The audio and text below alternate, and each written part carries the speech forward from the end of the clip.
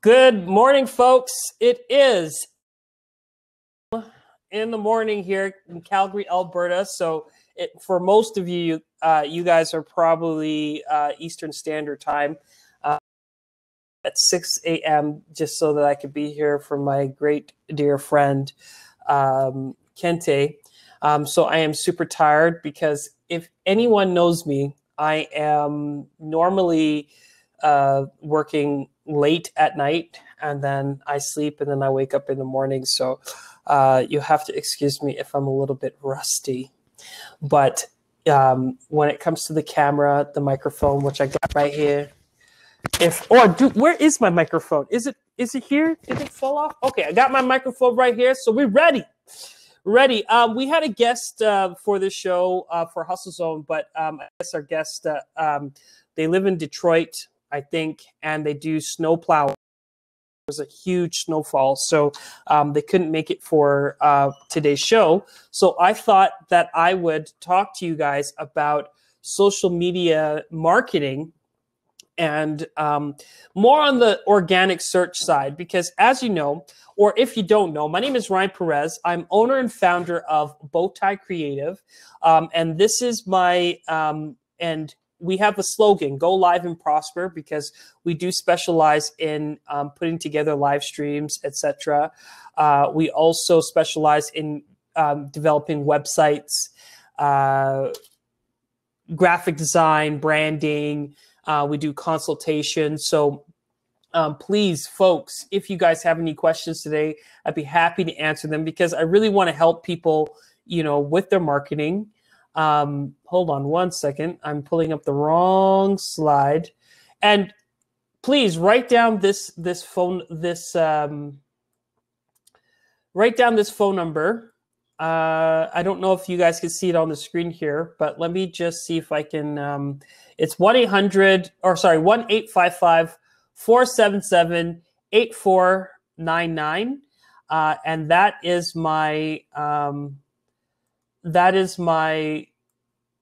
my company's phone number. If you guys can see it right there. So I give a free 15-minute to 30-minute consultation. I'd be happy to hear from you guys if you guys have any questions about social media marketing. So I'll tell you a little bit about myself. I've been in social media marketing and doing online marketing for quite some time. I started off as a graphic designer. I believe I was 17 years old when I started doing graphic design, and then 16 later, I have a full-fledged marketing company, and I've been freelancing for all this time and started my business full-time 5 years ago. We're going on our 6th year.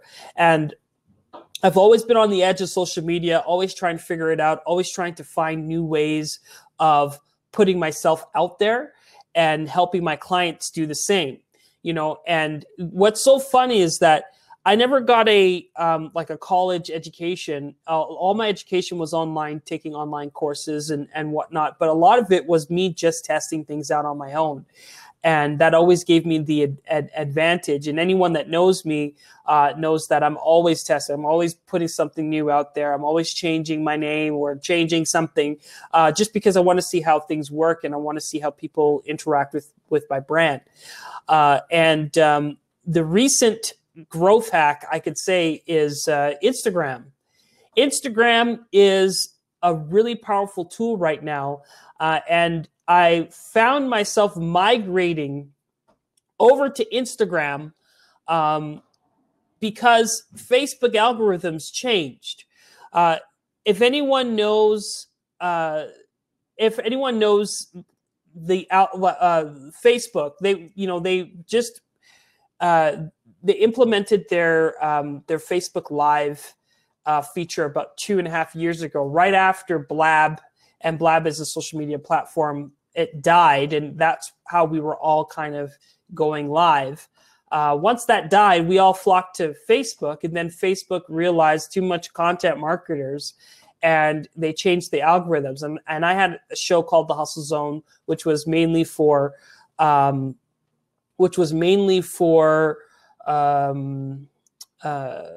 entrepreneurship. And because I was a marketer, internet marketer, the algorithms kind of fished me out, and all of us internet marketers started to see a decrease in our engagement, and which I found was interesting. And I was trying to see how I can capitalize on Instagram, how I could use my video features, how I can use my video editing skill sets, and how can I engage people on Instagram. So one of the most interesting things is that, my demographic at the time was, a white male between 35 to 45, or even, older than that. They were entrepreneurs, and they really liked the fact that it was called Hustle Zone. I know the word hustle to be, something that I grew up with because I'm an MC, and, hustle is very much a hip hop word. And, a lot of these guys, especially from Florida, love the word hustle because, that's what Gary Vee uses. Gary Vee popularized the word to mean, just getting that money. And so I had all these people in my lives exchanging information, etc. And it was great. And I would come in and I would motivate people. And maybe I've seen some of you guys in my life. I know I've seen Patricia. And I want to say hi to everybody in the room, Curtis, Kente, all the people that I've known. You guys know I've been doing this for quite some time. So, yeah. Leah's in the house. She says that I love IG, one of my favorite platforms for business. I've been hustling since birth. So I guess what was very interesting, and this is why I want to do this podcast. I did this podcast already. I did this podcast already with a specific group on Facebook, but I really want to share this information with you. So you guys are going to have to hear the long-winded presentation because it matters. Okay, you see, I'm going to teach you guys how to really elevate your profile on Instagram. It's not going to be for everybody. And some of the things that I'm going to say is going to be, it's going to let some people down and it's going to lift some people up. And I'll explain why I'm saying that in a bit. But I really wanted to capitalize on that group, the entrepreneur group. These are the guys. I had 5,000 friends on my Facebook. I was probably getting maybe 10% to 20% yield of engagement. And when the algorithm started shifting, I started seeing less and less people show up on my lives. And I was really disappointed, but I was like, you know what? I told people 2 years ago or a year ago that I was going to get off the platform and go elsewhere. So I tried YouTube and I did very well on YouTube. And I tried Periscope, didn't do well on that. And then not that I discovered Instagram, I just wanted to see if I can engage people on Instagram. And last February, I started doing some market research. Now, I would recommend, if you guys are, before you even start marketing yourself on Instagram, get a load of your friends. Look at what your friends are liking, because that was the one thing that I did, is that I noticed, and I never really noticed it before, because when you're on Instagram, it shows you who you like, it shows you what you're liking and who's liking your content. And then it shows what other people are liking. And that's a tab, like just if you click on your notifications on your phone, there's a tab that shows what your followers are doing and who you're following. I don't know if it's who you're following or what your followers are doing, but regardless, a lot of the people that I was following at the time with my Hustle Zone brand was the demographic was white male, 35 to 45. They all were, most of them were from Florida. Most of them like Grant Cardone, Gary Vee, a lot of these big motivational speakers. A lot of them were into coaching. A lot of them were into mindset coaching and whatnot. And I'm going to tell you, hey, Leah, and I'm going to tell you what I discovered with my market research, because I wanted to get a really good grasp of who these people were. And so I looked at what they were liking, and that's changed everything for me. It changed everything, because anytime that I tried to advertise, actually pay for advertising, I never really got a high yield for my advertising. And I'm like, why? What's going on? How come I'm not, like, I have a good large audience. I am targeting the right people. A lot of them were Republicans. So I was really kind of seeing how I can, because my company, it's a Hustle Zone, kind of derived from Tie Kreative, which is a digital agency, is the way that I was creating content. And I realized that these guys that were entrepreneurs were liking booty pictures, cars, money, anything to do with money. And on their profile, they were promoting positivity. They were promoting, it's all about the mindset. And if you would speak on my Facebook, if you would speak about anything happening in the news, if someone got shot, or if a black kid got shot, and in my case, I would be, that was around the time where people were being shot by the police. And when I would post stuff like that, you're being too negative. You're being too negative. And so I was refraining from posting a lot of political stuff, because that was really obviously was angering a certain demographic of people. And though that demographic was my audience. And when you analyze what they post, their posts were about positivity, was about business, was about everything that you would think that someone would post of their nature. But when you looked at what they were actually liking, they were liking everything that money could buy. They were liking the lifestyle. They wanted, the 21-year-old girl as their woman. And it was crazy. I was like, what? I was so disappointed to see this, because, you see what a person's profile is from what they're actually liking. It's two different things, because as we, and so I did further research, and I realized that how someone like social media is about self actualization, and it's about self. There's a word for it. I forget the word right now. I'm having a brain fog, but it's about, it's about promoting self, what you like, what you don't like, who you are and who you're not.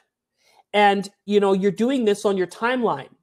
And when you're not in a collaborative atmosphere like Blab or like this Get Vocal, then you are projecting yourself, your beliefs, what you think, what you don't think. And, everyone knows. But then there is your anonymous profile.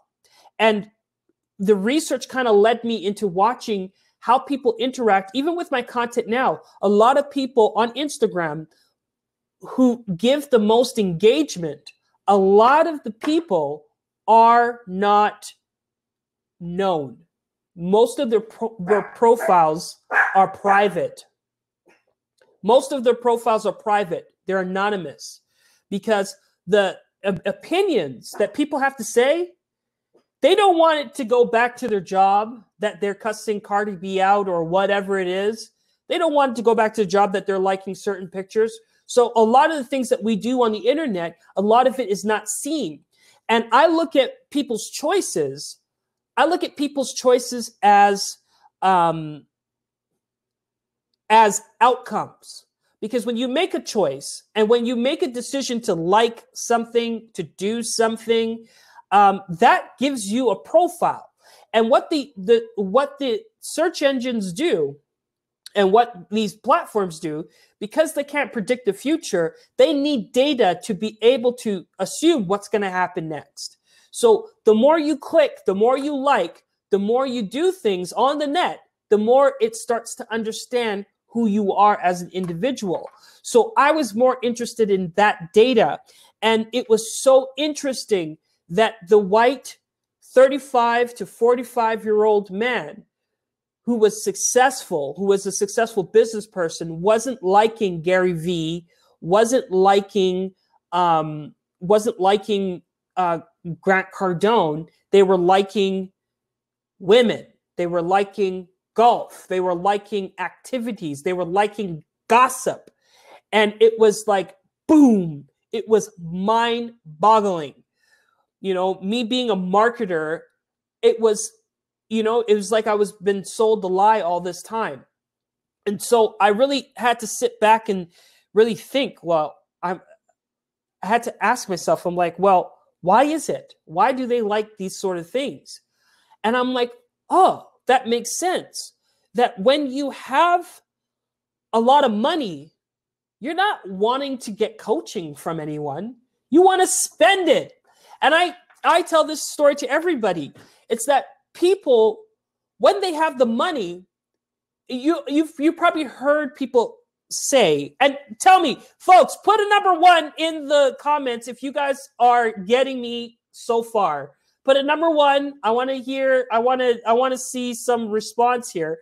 And I'm going to be reading the questions in a second. But what I realized is that, you know, when people have money, they want to spend it.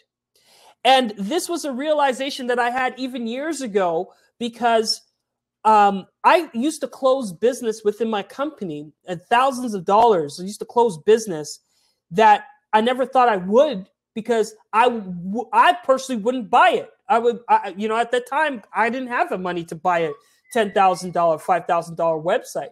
But here you had people buying these things because they saw the value and they had the money. So when you have money, you're motivated on a whole different wavelength. You're motivated to do completely different things. And the last thing that you want to do is sit down and listen to someone talk about, go get it, take action. You know, it's all about positivity. No, it was the very people that had the money that wanted the drama. It was the very people that wanted the gossip. It was the very people that just wanted to relax, because you have to think, when you're making all this money and you come home, the last thing you want to hear is someone talking about mindset. It was the people that didn't have the money that wanted to talk about mindset. It was the people that were frustrated with where their life was heading. You know, whether they had money in their bank account or not, it was those people that were really engaging in the content. And what I found with them is that there's a difference. There's people that when they see someone that they really like myself, a presenter, you know, a live streamer, if they really liked you, they became a fan of yours. And if they were a fan of yours, they wanted to be you. You know, and that's the other distinction, is that fans want to be you. And if fans can't be you, they'll remain fans. If they can be you, they start their own platform. Because when I started with the Hustle Zone, I had a lot of people. Promoting. Oh, we have my dog here. Sorry. What's wrong? I know your mom left. So either way, come. Let's come here. No, she doesn't want to have me right now. So either way, you guys are going to have to excuse my dog. You know, I thought my girlfriend was going to take her, but she didn't. But I guess my last point was that I lost my train of thought, but I think I was talking about when it comes to coaching and motivation, most people don't want to, you know, if you're not in a good place, that's where you get the motivation. And then when you're in a good place, you want to spend your money. And then that's when my brand started to change. That's when I started to kind of clue in to what social media wants. So one of the first takeaways that I kind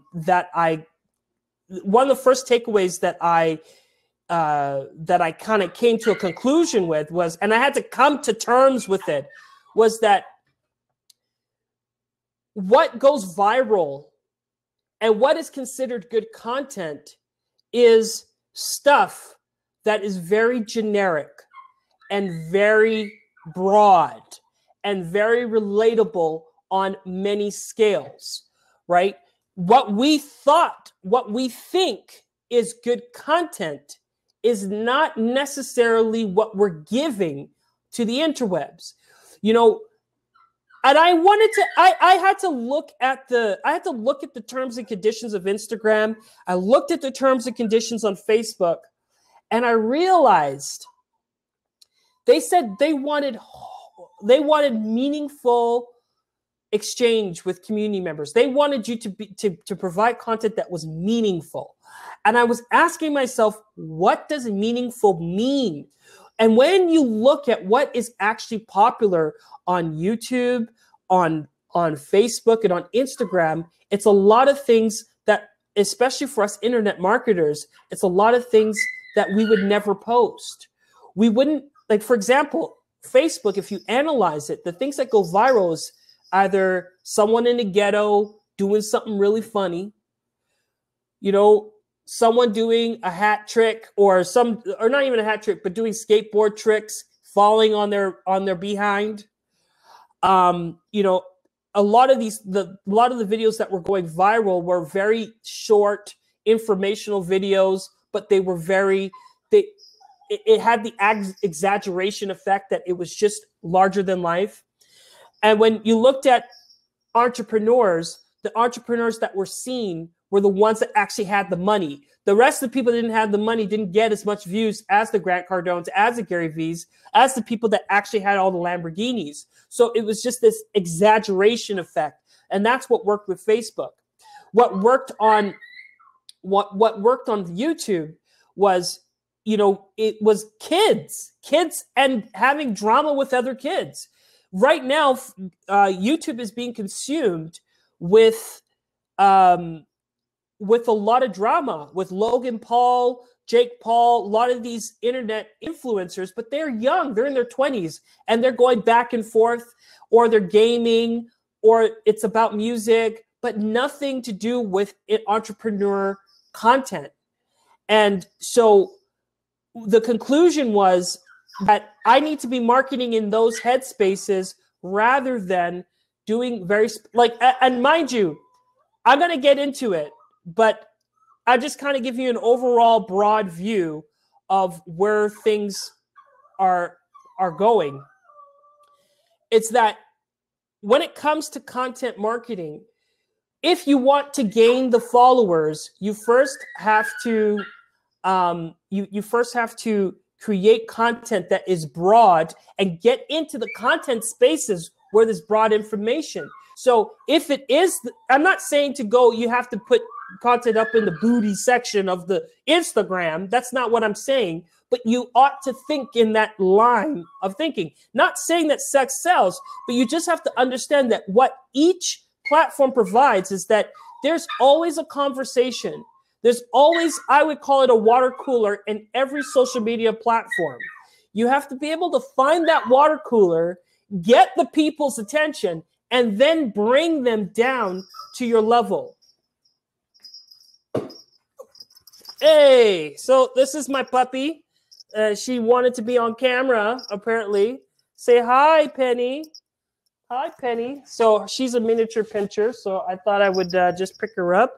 I'm going to rub her belly because she likes that. But but either way, so that's the point, is that you want to get into those headspaces. So I'm going to break it down to you on how you're going to capitalize on any social media platform based on my research. And you're going to find, like, I was able to apply this to YouTube. I made like nearly $2,000 on YouTube in the last several months. I had to take my content down, mind you. I had to do rearranging, but I got over 34 million views on YouTube within a 2-month span. I've started 3 accounts for Hustle Zone TV on Instagram, and I had 2 accounts. The third account is on its way to 2,000 views. I got 1,000 followers just yesterday. Let me say that again. I had 1,000 followers just yesterday. And I had 2 other accounts that got over 5,000 views. So I had 5,300 on one account, and then I had 5,500 on another account. And this is not by chance. This is not by luck. This was by stumbling across what rich men were liking. And put a number 1. Put a number one if you feel what I'm saying so far. If I know I ramble, but I really need to give you guys the backstory. Put a number one. Put a number one. It was interesting what white men were liking led me down to my new demographic, which was, and let me tell you, this will blow your mind. If you want to capitalize on Instagram, the number one demographic that you want to capitalize on is African American women between the ages of 25 to 35 and 35 to 45.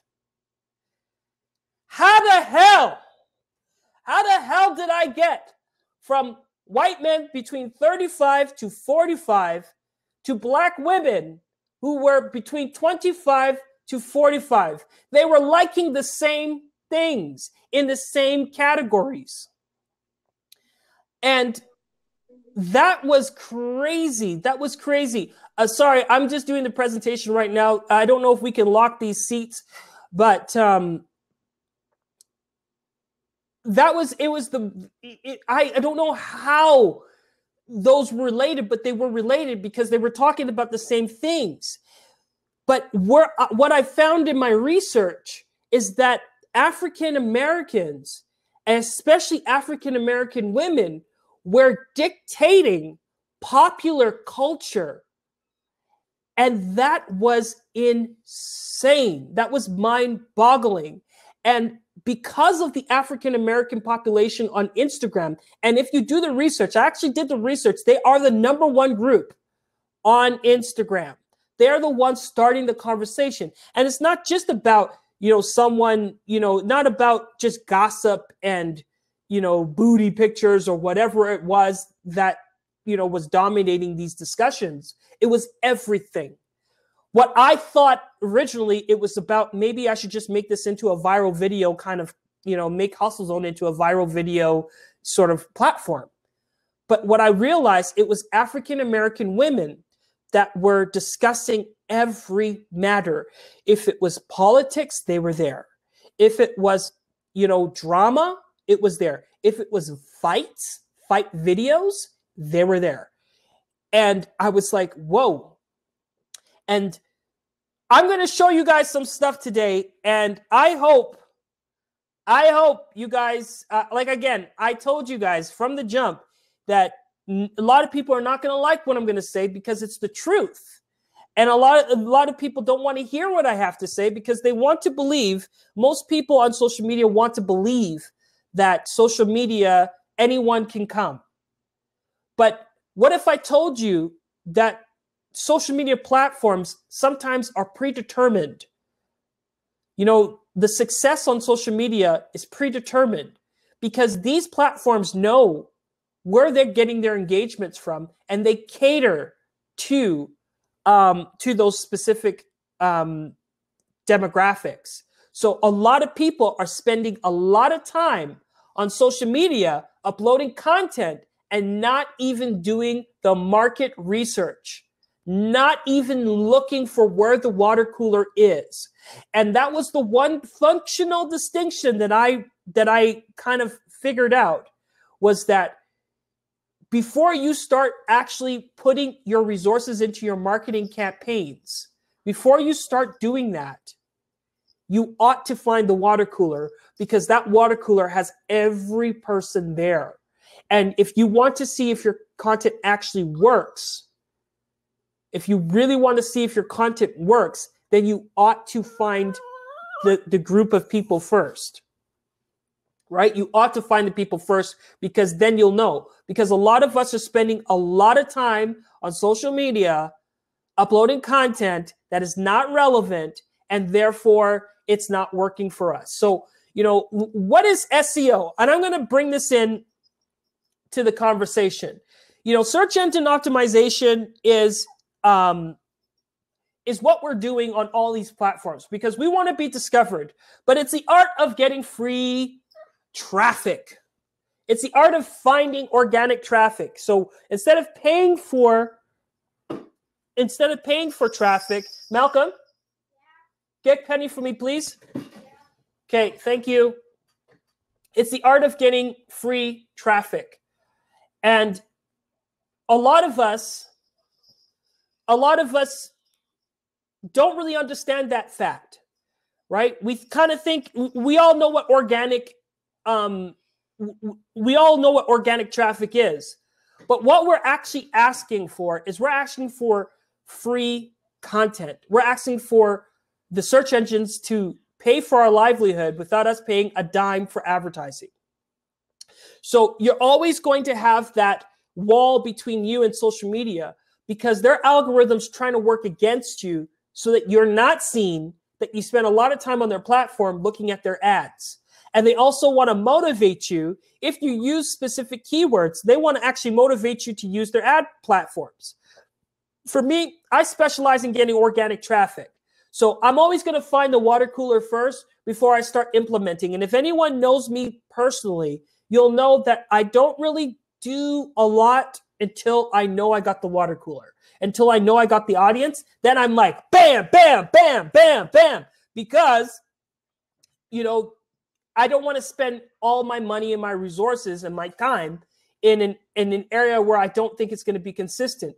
Because you got to think, a lot of people are basing their livelihoods on social media marketing. So if you're not locating the water cooler, then you're not going to get the water, right?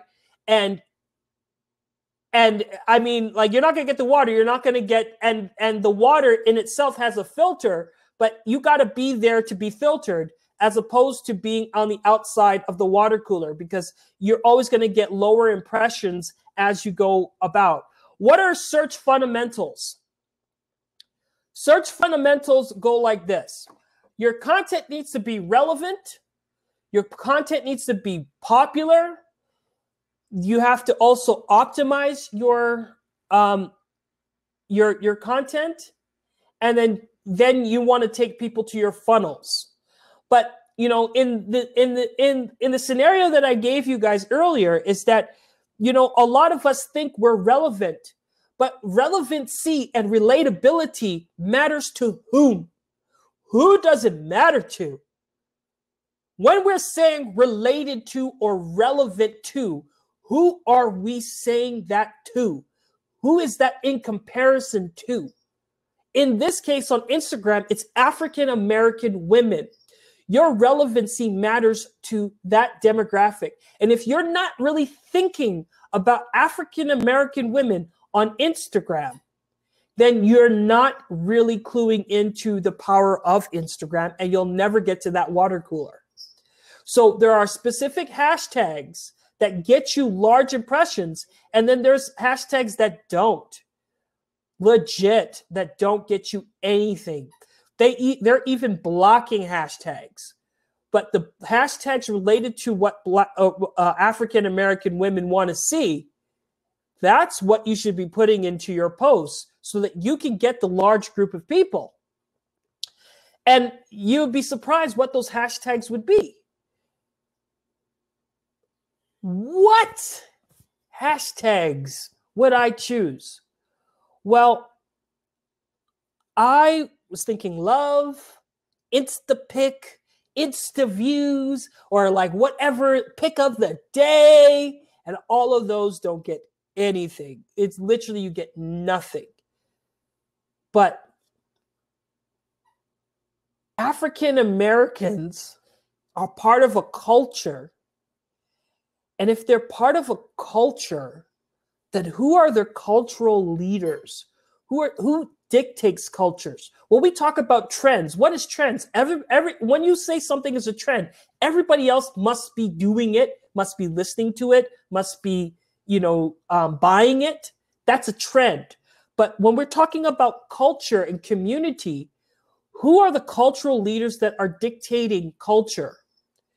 And let me tell you, who's the number one influencer on Instagram right now? One of the number one, excluding Kylie Jenner and Kim Kardashian, because you would think that they are leading in that.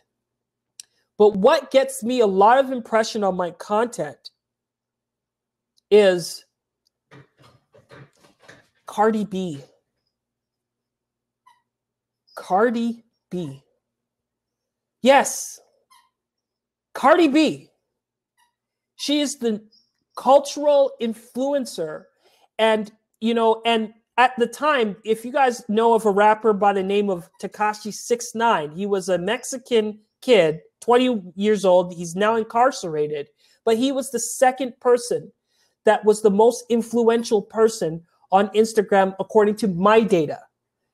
And who was liking the content? It wasn't young men. It wasn't old men.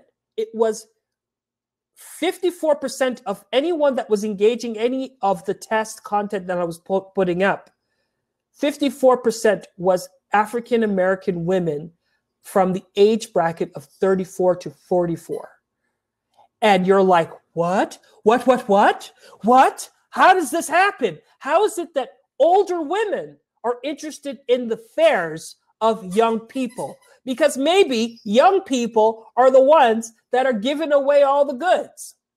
Maybe young people are the ones that are telling about their personal life.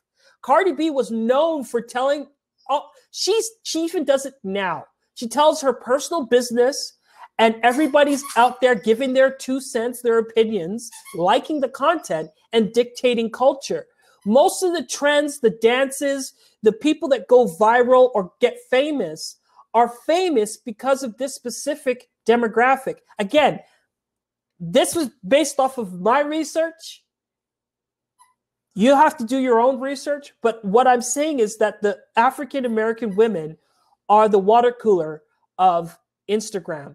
And I'm going to now prove this data. I'm going to show you guys my screen, and I'm going to show you exactly how, you know, we have to understand first and foremost. I don't know if I have enough time, but we have to understand that Instagram is a graph.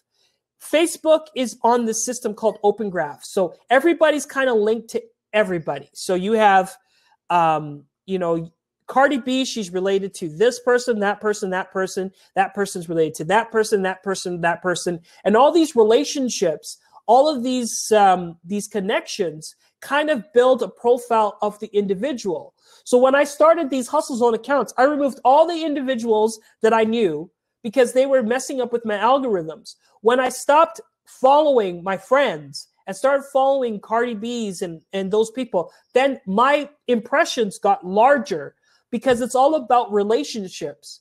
Whether you're on Facebook, whether you're on Instagram, they both kind of work the same way. It's all based on relationships that you have with other people, but it's about connections. Connections are outcomes, and connections can be measured. So they have specific profiles on Cardi B. They have specific profiles on Tekashi 69.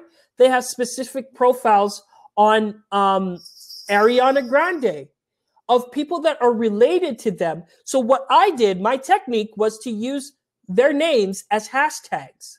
And every time I used their names as hashtags, I got large impressions because it built a profile of the content that I was promoting. It said, well, this is, okay, this has Cardi B tags, so this must be for a certain demographic of person.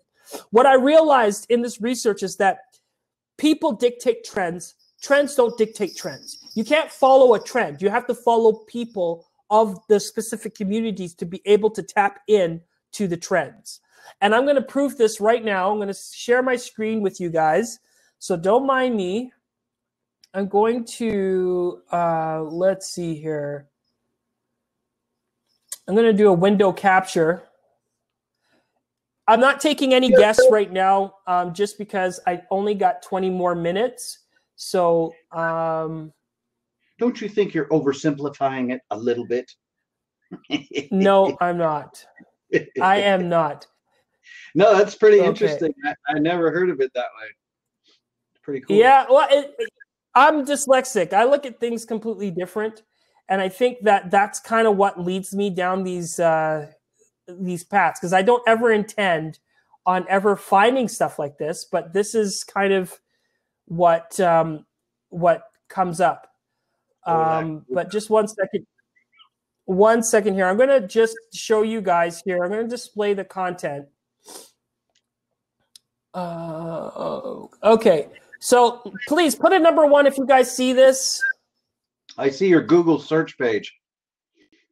Okay, so we're going to go to Instagram, and I was able to discover the relationships. It's right on their website. So hold on 1 second here. I'm just going to expand this a little bit. A picture of apple pie and put it on hashtag Cardi B. No, you could just put hashtag Cardi B eats apple pie. Then that would blow up. Right? Is that how you would have to do that? Yeah. Yeah, for sure. So suggested profiles directory. I am Cardi B. You can see as she is related to Brett Man Rock. She's related to T.I. She's related to Lele Poons, and she's related to Kylie Jenner. Okay? So these are all people that are getting majority of the impressions on Instagram. So if you're not including these people and what they're into, the brands that they like, in your hashtag research, then you're not going to get the impressions that you ought to get. And I'm going to prove this. Case in point, let's look up Hustle Zone. I want you guys to see what I did last night. Look how many views that I got on this one. I got 2,500 views using the hashtags of popular celebrities that are related to each other, just to prove to you that this works. Every time I post, I get, look at this video. I posted this yesterday, got 60,000 views. Hi. Whoa. Hi there. And this got 60,000 views, and guess how many likes I got last night? I got 5,700 likes. Jesus. So it goes to, I'm going to have to ask you guys to mute just for a few seconds. I posted this about Lil Wayne yesterday. This got 1,400 likes. Using the strategy that I've been using. And it's crazy that how the pathway to how I got to where I got to started with white Republicans. Because whatever the white Republicans were liking, African-American women were liking. But African-American women were the larger demographic group that I started to see a trend. They were the most people actually, the white guys were liking the content, but it was the African-American women that were commenting, that were liking, that were subscribing, that were following. And that's kind of how I built, how the brand, how Hustle Zone changed. And then I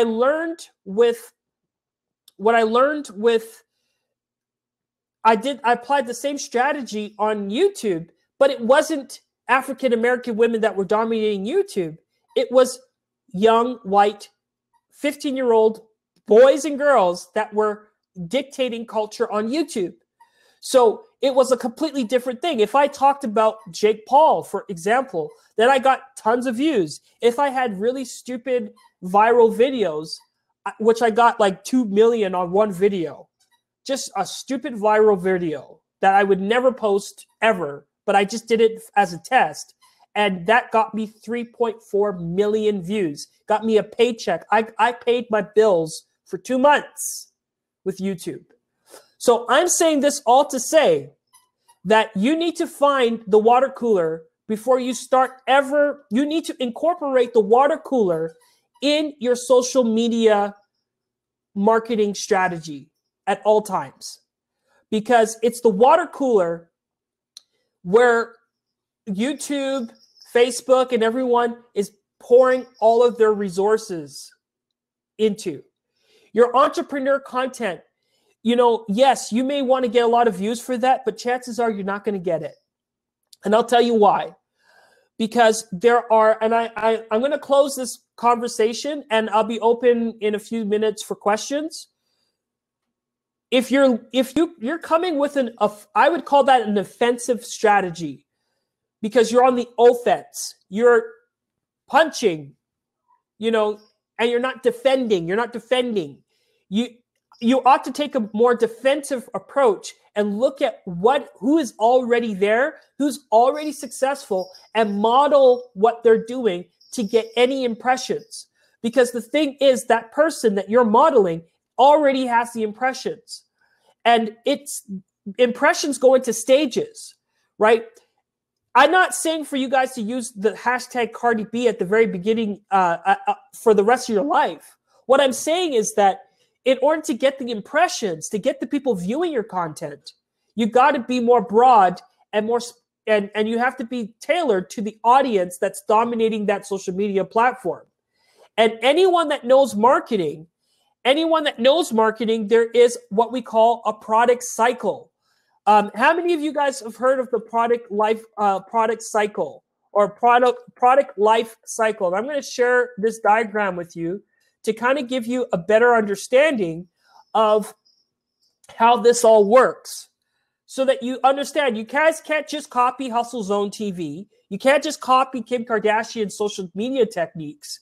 You ought to understand where you are at in the product life cycle. So I'm going to put it right here. So tell me if you guys can see this. Hold on one second here. So when you start at the product life cycle, you're at the introduction stage. At the introduction stage, this is when no one's watching you, but you can do whatever you want to do because you don't have an audience yet.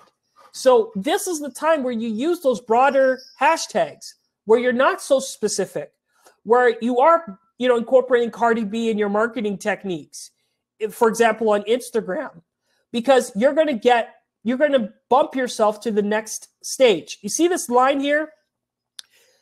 The line, or the curve line, is followers.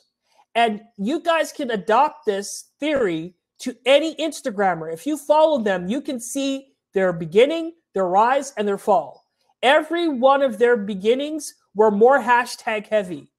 But as you grew in the impressions, as you grew with more loyal followers, you got to the point where you got to the maturity part of the life cycle. And that's when you can't get any more subscribers. No matter what you do, you can't get any more followers. You're capped. So that's when you start putting content that you like.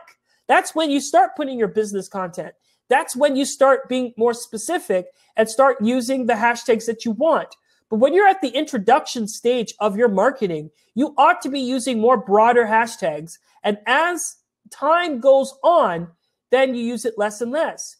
And then when you're no longer relevant, you're going to start to see a decline in your social media. People are going to unfollow you. I've had that happen to me, where whatever I did just made people want to unfollow me or ignore me. And that's when you start becoming more aggressive with your marketing techniques and your tactics. But when you're at the introductory stage, you should not ever, and I'll tell you this, you should not be copying someone in the maturity stage, because the reason why you shouldn't be copying them is because they don't need to use hashtags. They don't need to have popping content. They already have the followers. They don't really need to be as hungry as you are. And you ought to be more aggressive if you are lacking the viewership, because you have to think for the most part that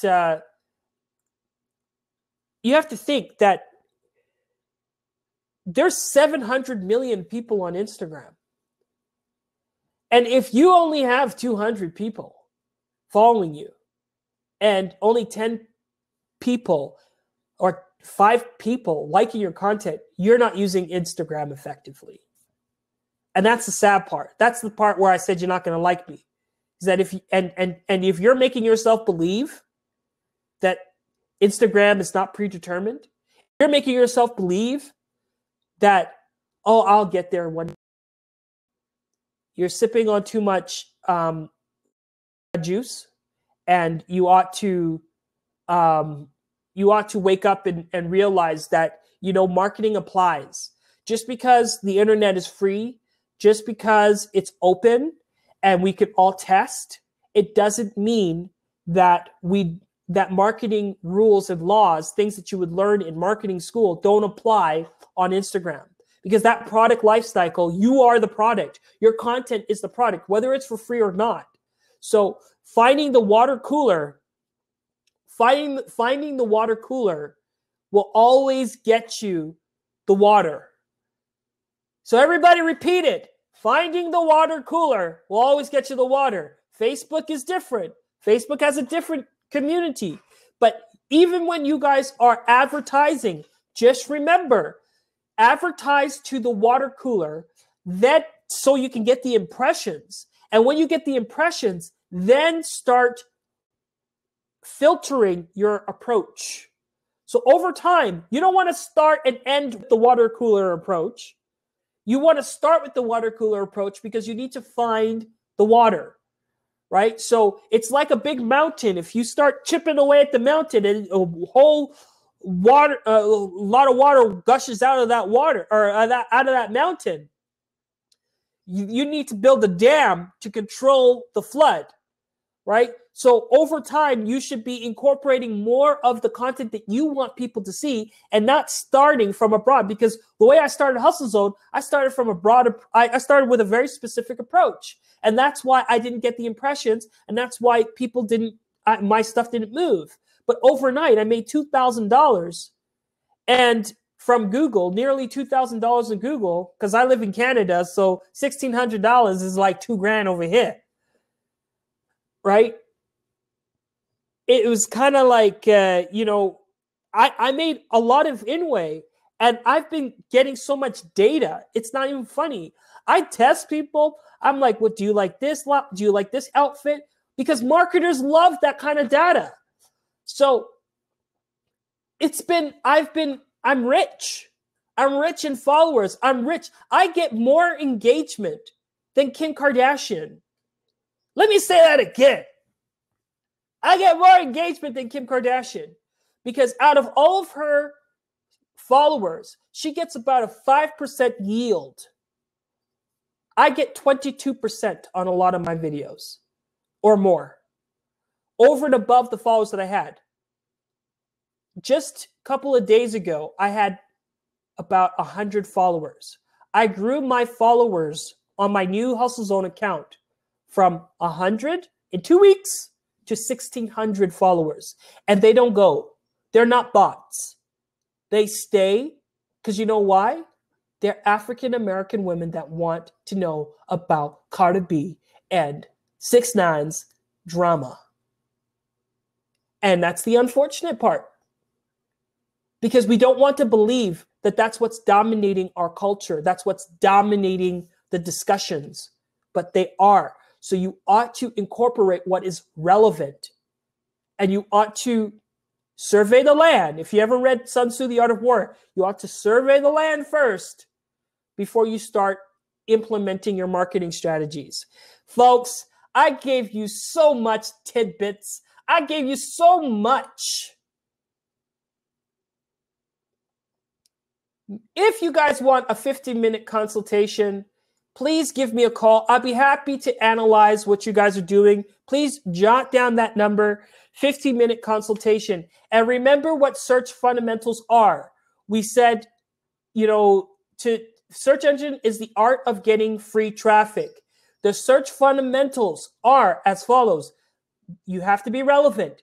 And your post needs to get a lot of clicks and a lot of views. That's the popularity aspect of it.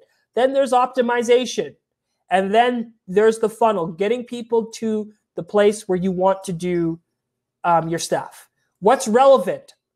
Relevant is how close is the search engine's results in to looking for what I'm looking for. And when we're talking about relevancy, relevant to whom? Relevant to wherever the water cooler is. You ought to find the water cooler first before you start putting all your resources into YouTube, Facebook, and Instagram.